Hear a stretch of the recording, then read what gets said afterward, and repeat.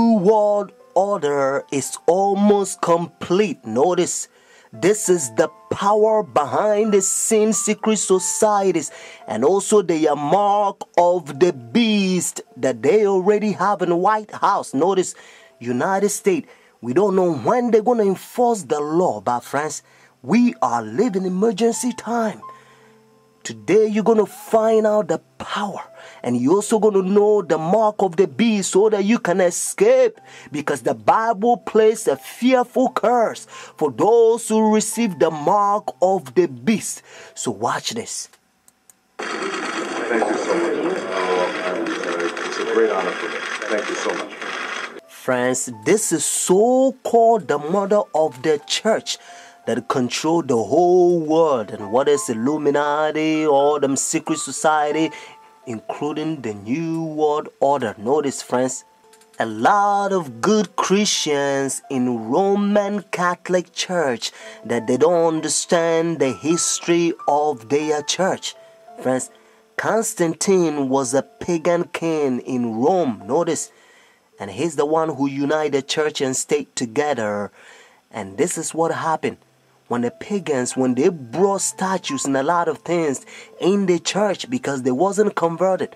So they began to change a lot of rules, and then they make people pay for their sin, and the people confess their sin to mankind. And sometimes they corrupt with wine. They call them priests. They make people bow down and kiss and worship the statue, idols that they give them Christian names. And so when the Protestants, notice, Protestants are the Sunday churches, they are forefathers. When they stood up and protest against human rules, idol, pagan, statue, traditions, and a lot of things that, they brought them in the church, they began to torture and persecute them. And so they set up the Jesuit order. Notice, during 1500, and then the Jesuit also, they create Masons, how they can destroy the Protestants or Protestants. And now they have all kinds of groups, because they create one group and they create another, what is a Skull and Bones or whatever groups that you might call it. I don't have to mention all of them, their names, but notice, and now they control the whole world, the New World Order. They walk smooth, they pretend like they are Christians, but their heart is not converted. And their Jesuit order also infiltrate politics. Notice, and they also set up democracy and United Nations, how they can control the whole world, the New World Order. Friends, and they're fooling the world because they make different groups, notice, and they make them play games like who's going to win and who's going to lose. But unfortunately, friends, if you're not part of secret societies, you're not allowed to become a president. And now they join the whole world money. That's why the whole world is in a financial crisis. Notice, friends. And just in case you went out and you think, well, maybe United States, we go to war in Iraq and different country. That's why we run out of money, friends. You have to ask yourself another question. If we cut money, notice, why are we going to run out of money? Do we need a diamond, gold to cut money?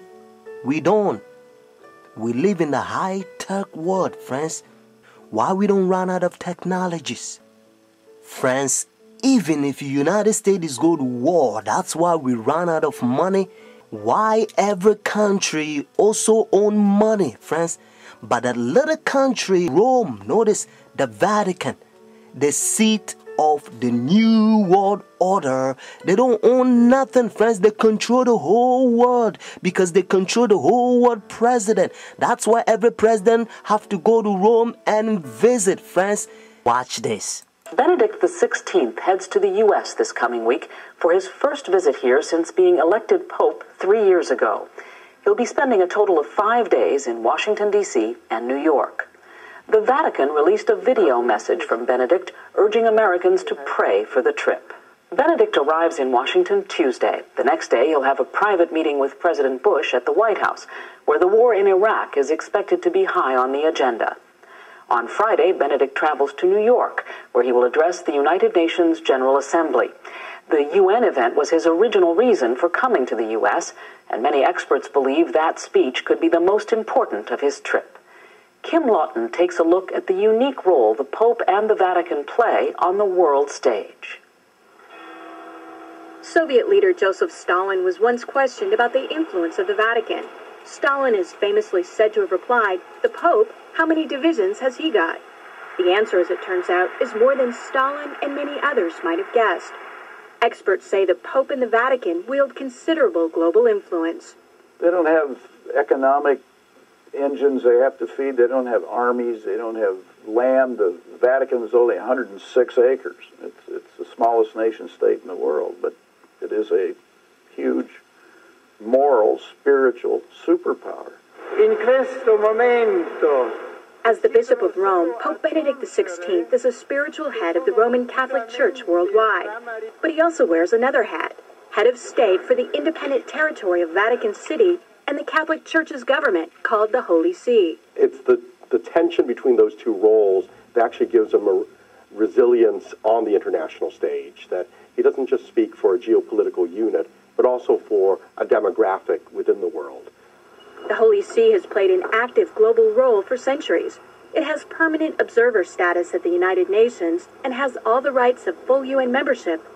The Holy See has formal diplomatic relations with 177 countries around the world, including the U.S. Ambassadors, called apostolic nuncios, represent the Holy See from embassies like this one in Washington, D.C. The U.S. has sent an ambassador to the Holy See since 1984. The current U.S. ambassador at the Vatican is Harvard law professor Marianne Glendon, who took up her post in February.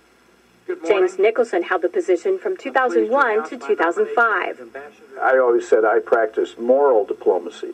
During the more than 25 years of his pontificate, John Paul II dramatically raised the profile of the papacy on the international level and played a key role on many fronts, such as helping to bring down communism in Eastern Europe. Throughout his extensive travels, he was a vigorous global voice. Benedict has continued that advocacy, which experts say reflects foundational Catholic beliefs. But times have changed since John Paul became Pope. We don't have the Soviet Union anymore. What we have is the problems in the Middle East, which is where Pope Benedict has been directing his attention. The personalities have also changed. Whereas John Paul, if you look at the entire pontificate, was very much outwardly oriented toward the church and the world. During a visit to Turkey, Benedict made a high-profile visit to a mosque. On the one hand, a great deal of setback and dialogue certainly occurred.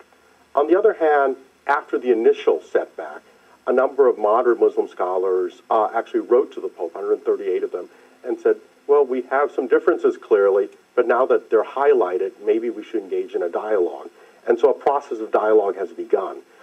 But Benedict again generated controversy in the Islamic world on the Saturday before Easter, when he baptized a prominent Muslim journalist at a service in St. Peter's Basilica. It could have occurred anywhere. The parish priest could have done it very quietly, discreetly. But I think the Pope chose to do it himself. The Iraq War has been another foreign policy challenge, beginning with John Paul's papacy. He's also been quietly working to establish relations, something that was not possible during the last papacy, largely because of John Paul's role in the fall of communism in Poland. The Chinese obviously didn't want John Paul II running around China doing the same thing. Most of the time, in places around the world, Vatican diplomats work outside the spotlight, where experts say they often have an advantage. Some question how much government leaders of today truly listen to what the Pope has to say. And that, observers say, is a moral authority that can't be measured by economic strength or military divisions. A moral authority Benedict hopes to draw upon when meeting with U.S. officials and speaking before the United Nations. I'm Kim Lawton in Washington. You came from the conference Heiligendamm. I did, your old country. Yes. And it was successful. Successful, you have some decisions. It's not so easy with all